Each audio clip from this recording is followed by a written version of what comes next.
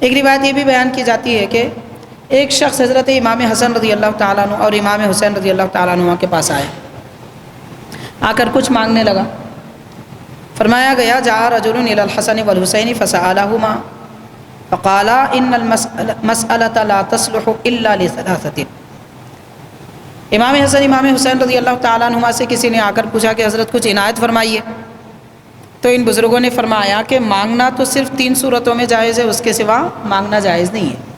اب آپ غور کر لیجئے کہ اس دور میں مانگنے کی جو عادت ہے، لوگ مانگنا بھی ایک بڑا فن بنا رکھے ہیں، ایک بڑی مہارت ہے مانگنے کی بھی۔ لیکن حضرات حسنین کریمین رضی اللہ تعالیٰ عنہ فرماتے ہیں کہ مانگنا اس آدمی کے لیے جائز ہے کہ جس کو انتہائی سخت ضرورت ہو کہ مانگے بغیر کوئی اور صورت نہ ہو، اس ضرورت کو پورا کرنے کے لیے مانگے بغیر کوئی اور صورت نہ ہو، ایسی اگر حالت ہے تو پھر مانگنا جائز ہے۔ مثال کے طور پر کوئی آدمی اتنا سخت حاجت مند ہے کہ بھوکا رہ کر اسے 2 دن سے زیادہ عرصہ گزر چکا ہے، 3را دن آ چکا ہے، اب اگر وہ نہیں مانگے گا اور نہیں کھائے گا تو مر جائے گا، تو ایسی صورت میں اس کو مانگنے کی اجازت ہے۔ تو فرمایا کہ سخت ترین حاجت ہو تو مانگنا جائز ہے، یا دوسری صورت ہے کہ کوئی ایسا بوجھ آ پڑا ہے اس کو وہ حل نہیں کر سکتا۔ مثال کے طور پر مان لیجئے کہ کسی آدمی کو کوئی آدمی قرض میں مبتلا ہے، قرض بھی ضرورت کے لیے لیا تھا، ایسا نہیں کہ بلا ضرورت جیسے آج کل لوگ قرضے لیتے ہیں، شادی کے لیے قرضہ، عقیقے کے لیے قرضہ، بچے کے نام رکھائی کے لیے قرضہ، کاروبار کرنے کے لیے قرضہ، اس طرح کے قرضوں کی بات نہیں کی جا رہی ہے۔ قرضہ اپنی ضرورت کے لیے لیا تھا، انتہائی ضرورت کے لیے، اب اس قرض کو ادا کرنے کے لیے کوئی اور صورت نہیں ہے سوائے کسی سے مانگنے کے، سب کوششیں کر لیے، تو اب ایسی اگر صورت ہے تو پھر اسے مانگنا جائز ہے۔ یا پھر آپ نے یہ بیان فرمایا کہ اس کی زندگی میں کوئی ایسی مشکل آ پڑی ہے کہ مانگے بغیر کوئی صورت نہیں ہے، تو یہ 3 صورتوں میں مانگنا جائز ہے، اس کے سوا مانگنا درست نہیں ہے۔ تو حاضرین، اس کے بعد کچھ عطا بھی فرما دیا، ایسا نہیں ہے کہ خالی چھوڑ دیا، اس کو جو دینا تھا، جو مانگا تھا وہ عطا بھی فرما دیا، مگر شرعی جو حکم ہے، ضرورت کیا چیز ہوتی ہے، بلا وجہ مانگا نہ جائے، یہ سب چیزوں کی آپ نے نصیحت فرمائی اور اس کے متعلق تفصیل بیان فرمائی۔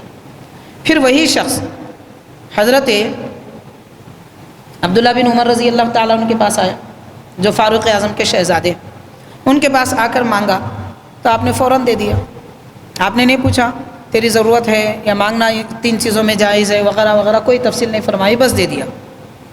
تو اس سائل نے، مانگنے والے نے بھی کہا کہ میں حسنین کریمین کے پاس گیا تھا، انہوں نے بڑی شرطیں لگائی مانگنے کے لیے اور آپ مانگے پوچھے بغیر کچھ بھی عطا کر رہے ہیں۔ تو عبداللہ بن عمر رضی اللہ تعالیٰ عنہ نے فرمایا ان حضرات نے کیا شرط لگائی تھی؟ تو اس نے سنایا 3 باتیں فرما دی تھی۔ تو حضرت عبداللہ بن عمر رضی اللہ عنہ فرماتے ہیں کہ وہ بڑے گھر کے لوگ ہیں، علم رکھتے ہیں، سمجھ رکھتے ہیں، تو ان کے پاس جتنا علم ہے، جتنی سمجھ ہے، اس کے مطابق وہ نصیحت کر کے دیتے ہیں۔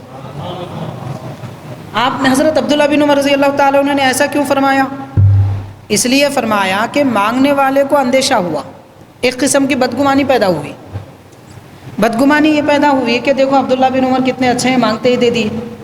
ایسا ہی تو ہوتا ہے، جب مانگا جائے، کوئی آدمی نصیحت کرے تو آدمی اسے پسند نہیں کرتا،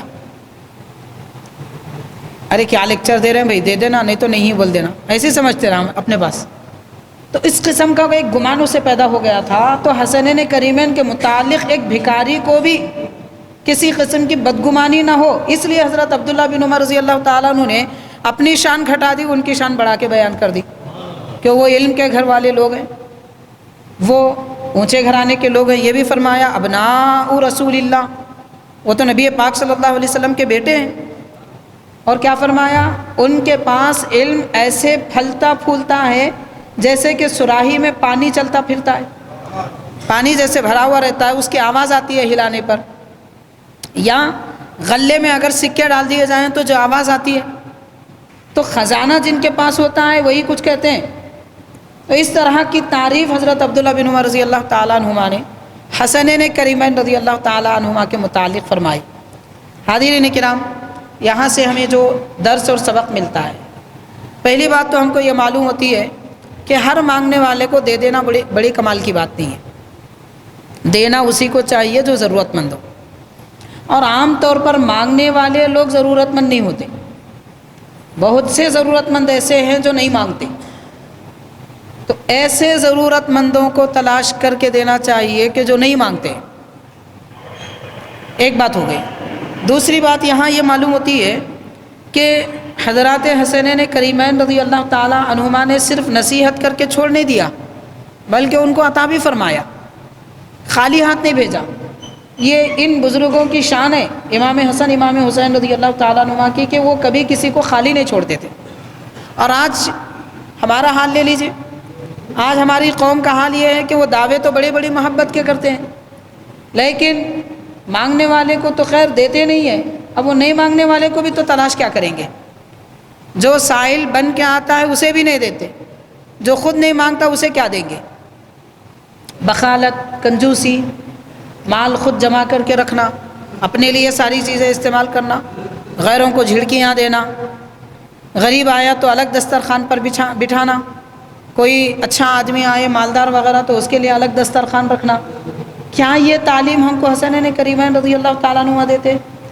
کیا ان کی محبت ہم کو یہ سکھاتی ہے کہ ہم ایک طرفہ پالیسی اختیار کریں اور لوگوں کے درمیان میں تفریق کریں؟ تو حاضرین، ایک بات تو دو باتیں تو ہمیں اس حدیث پاک سے ہی معلوم ہوئی۔ تیسری بات یہ معلوم ہوئی کہ صحابہ کرام اور اہل بیت کرام میں اتنی محبت تھی کہ آپ اس محبت کا اندازہ سمندر سے بھی نہیں کر سکتے، ایسی گہری محبتیں تھیں ان کی۔